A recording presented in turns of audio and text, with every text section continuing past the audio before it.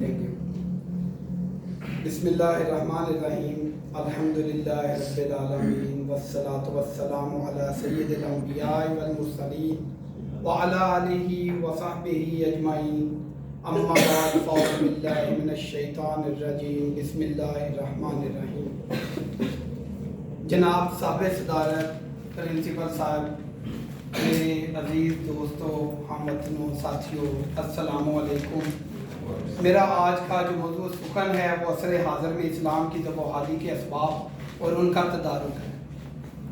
شاعر کہتا ہے بہار نو تھے تم ماضی میں، بہار نو تھے تم ماضی میں، اب باد خزاں تم ہو، نشان راہ تھے تم ماضی میں، اب تو بے نشاں تم ہو۔ تھے تم شعلہ، تھے تم ماضی میں شعلہ، آج بس اڑتا دھواں تم ہو، نہیں جس کا ٹھکانہ کوئی، ایسے کارواں تم ہو۔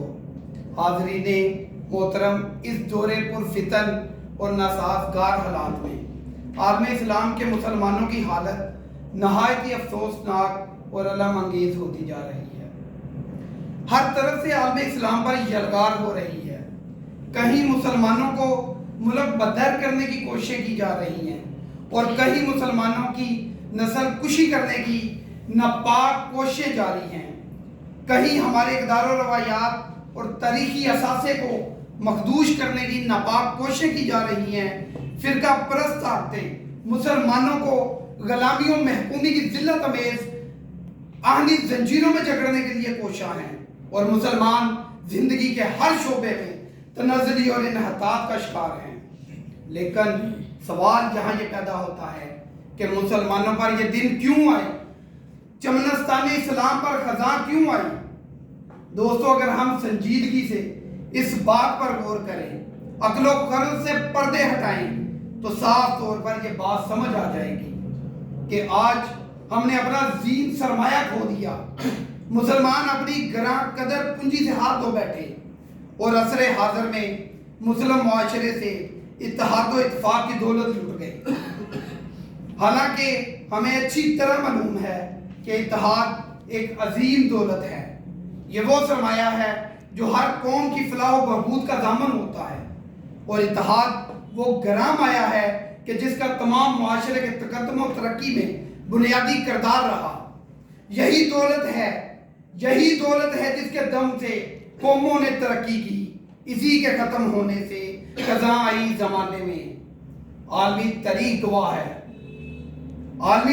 گواہ ہے کہ جب تک مسلمانوں میں اتحاد و اتفاق کی دولت تھی، ہم آہنگی و یکجہتی کا سرمایہ موجود تھا، ملت اسلامیہ اختلاف و انتشار سے دور تھی، مسلم معاشرے میں تعصب و عناد اور گروہی عصبیت کی کوئی گنجائش موجود نہ تھی، تو اس وقت ہمارا حال یہ تھا، پوری دنیا ہماری تابع تھی، حکومت و سلطنت ہمارے قدموں میں تھی، تخت و تاج پر مسلمانوں کا راج تھا، دریاؤں اور سمندروں میں ہماری حکمرانی تھی، صحرا و بیابانوں میں مسلمانوں کے زیر نگین تھے، ہماری ستوت قابل دید تھی، ہماری شان و شوکت لائق صد افتخار تھی۔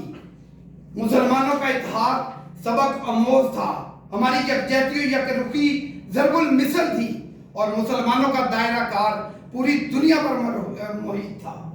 اقبال نے اس کا نقشہ اس طرح سے کھینچا: مغرب کی وادیوں میں گونجی اذاں ہماری، مغرب کی وادیوں میں گونجی اذاں ہماری، تھمتا نہ تھا کسی سے سیلے رواں ہمارا۔